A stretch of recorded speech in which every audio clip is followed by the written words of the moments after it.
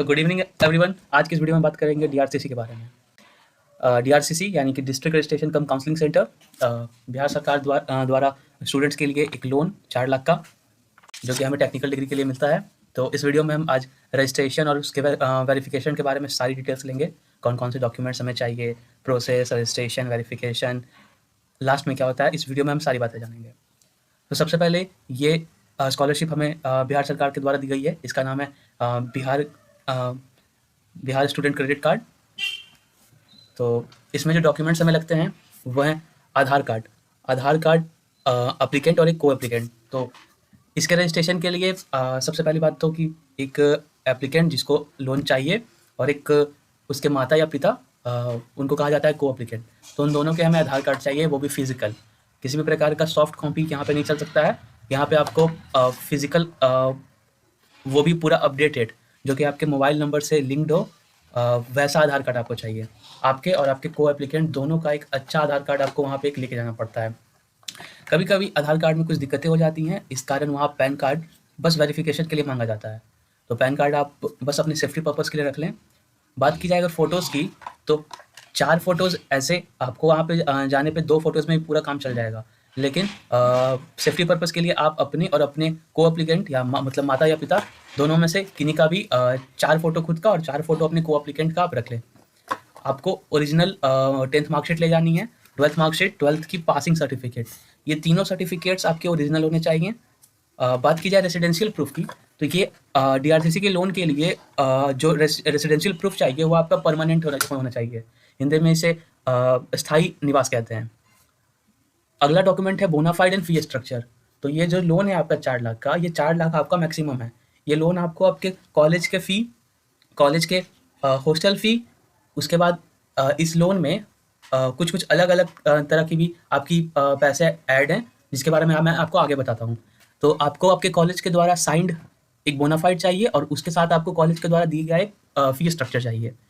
उसके बाद एफिडेविट की बात हम थोड़ी देर के बाद करेंगे।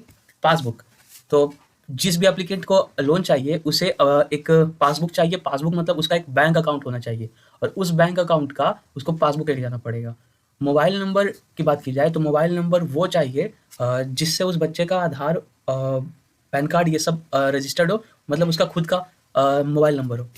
ऐसा अगर नहीं भी हुआ तो कोई बहुत बड़ा दिक्कत नहीं है, लेकिन आप अगर अपना मोबाइल नंबर लेके जाते हैं जो आपका आधार कार्ड से रजिस्टर्ड है तो वो सबसे अच्छा रहेगा। उसके बाद आपको एक गूगल अकाउंट यानी कि जीमेल अकाउंट चाहिए, जिस पे सभी प्रकार के रजिस्ट्रेशन फॉर्म, सब कुछ आपका उस पे जाएगा।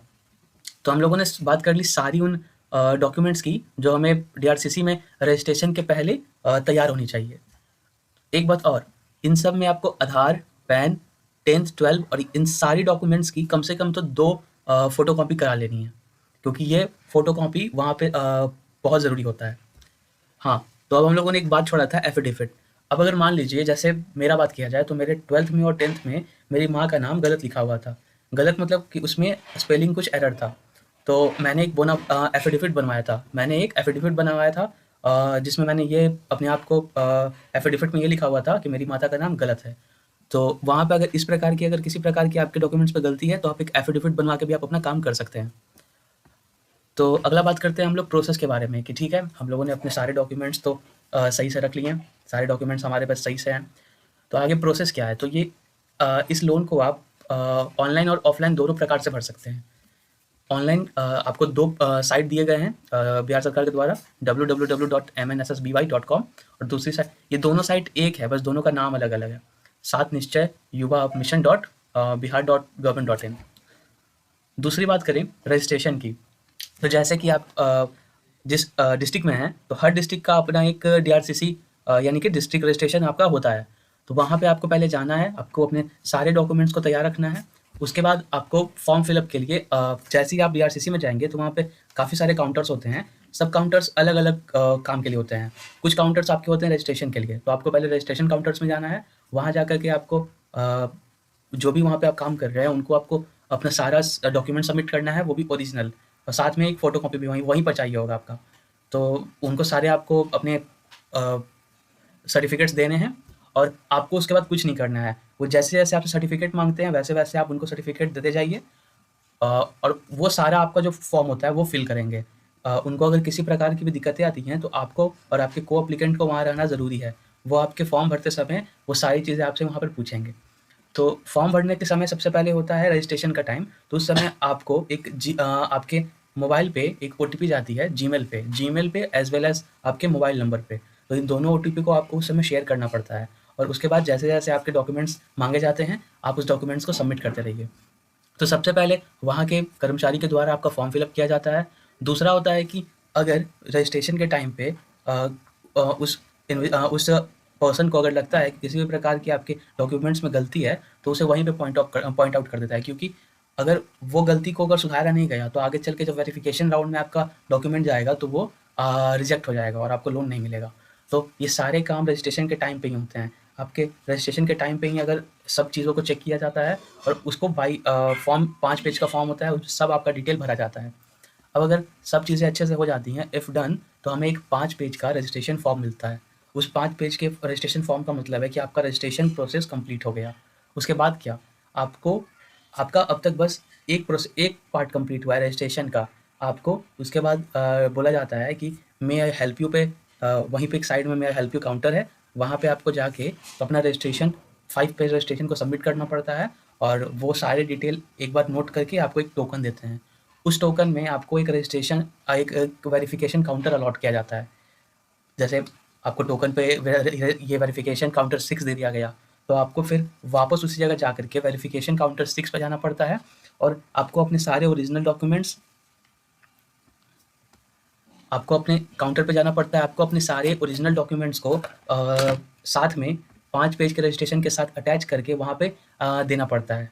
वो पर्सन जो वेरिफिकेशन कर रहा है, वो आपके सारे डॉक्यूमेंट को एक बार क्रॉस चेक करता है कि जो 5 पेज के रजिस्ट्रेशन में जितनी भी चीज़ें नोटेड हैं, वो आपके ओरिजिनल डॉक्यूमेंट से मैच करती हैं या नहीं करती हैं, या फिर कोई ऐसी भी चीज़ें हैं जो आगे चल के आपके डॉक्यूमेंट को आपके लोन को रिजेक्ट करवा सकती हैं। अगर ऐसा कुछ भी होता है तो वो वहीं पे आपको पॉइंट आउट कर देते हैं। एक्स्ट्रा एक बात बता दी जाती है आपको, आजकल क्या हो रहा है कि डीआरसीसी में एक आपका सेल्फ डिक्लेरेशन फॉर्म दिया जाता है, जो कि आपको डीआरसीसी के साइड में एक काउंटर बना रहता है, वहाँ से आप उसे 1-2 रुपए में ले सकते हैं। वो एक पेज रहता है जिसमें आपको अपने नाम हाथ से अपने खुद से ही नाम, वहाँ पे जितना भी आपका कॉलेज का डिटेल्स मांगेगा, आपके मोबाइल नंबर, जितना कुछ भी उस फॉर्म में लिखा रहेगा सेल्फ डिक्लेरेशन फॉर्म में, वो आपको फिल करना पड़ता है। तो आपके 5 पेज का रजिस्ट्रेशन फॉर्म, सारे ओरिजिनल डॉक्यूमेंट्स और आपके ये डिक्लेरेशन फॉर्म, इसको आपको वेरिफिकेशन के टाइम पे वेरिफिकेशन काउंटर पे जमा करना पड़ता है। इसके बाद जब ये सारा वेरिफिकेशन खत्म हो जाता है, तो लास्ट एक होता है कि आपके को एप्लीकेंट का वहाँ पे एक कैमरा होता है, उससे आप दोनों का एक पिक्चर लिया जाता है, जो कि इस बात का प्रूफ है कि जो एप्लीकेंट ने फॉर्म भरा है वो रियल है। तो एक सेफ्टी पर्पज़ के लिए आप दोनों का एक फ़ोटो लिया जाता है। फाइनली इन सारे कामों के बाद हमें रिलीफ मिलता है। रिलीफ इसलिए क्योंकि यहाँ तक पहुँचने में ही काफ़ी स्टूडेंट्स को 7 से 8 बार डीआरसीसी के चक्कर काटने पड़ जाते हैं।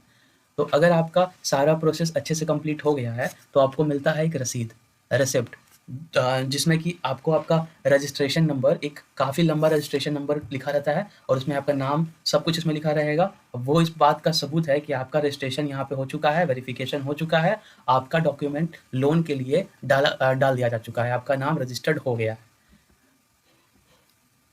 अब इससे पहले मैं आपको एक बात बता दूं कि यहाँ पे जो हमारा प्रोसेस है ऑनलाइन और ऑफलाइन, तो मैंने ये सारी बातें बताई ऑफलाइन के लिए। अब जो बच्चे ऑनलाइन इस लोन को का फ़ायदा उठाना चाहते हैं, उनके लिए क्या है कि आपको पहले इस साइट पे जाना है। मैं आपको दिखा देता हूँ, MNSS BY बिहार। जैसे ही आपने MNSS BY बिहार लिखा, तो आपका ये जो पहला साइट है गवर्नमेंट ऑफ बिहार का, ये है आपका बिहार सरकार के द्वारा ऑनलाइन प्लेटफॉर्म, जहाँ पे आप अपने बिहार स्टूडेंट क्रेडिट कार्ड के लिए आप यहाँ पे अप्लाई कर सकते हैं। तो नए एप्लीकेंट, आप देख सकते हो कि यहाँ पे न्यू एप्लीकेंट रजिस्ट्रेशन लिखा हुआ है, इस पे जा सकते हैं और इस पे जाके आपको सबसे पहले इन डिटेल्स को भरना पड़ेगा। इन डिटेल्स को भरने के बाद आपका रजिस्ट्रेशन बस कंप्लीट होगा। चूँकि मेरा सारा प्रोसेस कंप्लीट हो चुका है, तो मैं अब दोबारा इसमें री अप्लाई नहीं कर सकता हूँ। तो उसके बाद क्या होगा कि जैसे ही आप अपना रजिस्ट्रेशन कंप्लीट कर लेंगे, तो उसके बाद आपको अपना यूज़र नेम और पासवर्ड यहाँ पे देना है। उसके बाद आपको लॉगिन करना है, कैप्चा वगैरह आप डाल दीजिएगा। लॉगिन करने के बाद आपको रजिस्ट्रेशन के 3 से 4 या 5 स्टेप्स कंप्लीट करने पड़ते हैं। उसमें आपको अपना पर्सनल डिटेल भरना पड़ता है, इंस्टीट्यूट डिटेल भरना पड़ता है। तीसरा जितने भी वो लेयर्स में अगर आपको बोला जा रहा है वो सब भरना पड़ता है। बट मैंने जहाँ तक फ़ील किया है, आपको ऑनलाइन रजिस्ट्रेशन के बाद भी वेरिफ़िकेशन के लिए आपको डीआरसीसी में ही विज़िट करना पड़ेगा। तो वेरिफ़िकेशन प्रोसेस बस आपको फ़िज़िकली कराया जा सकता है। इसमें आपको सारे डॉक्यूमेंट्स लेके जाने पड़ेंगे। तो अगर आपको ये वीडियो पसंद आई है तो आप चैनल को पक्का सब्सक्राइब कर दें और इसे लाइक कर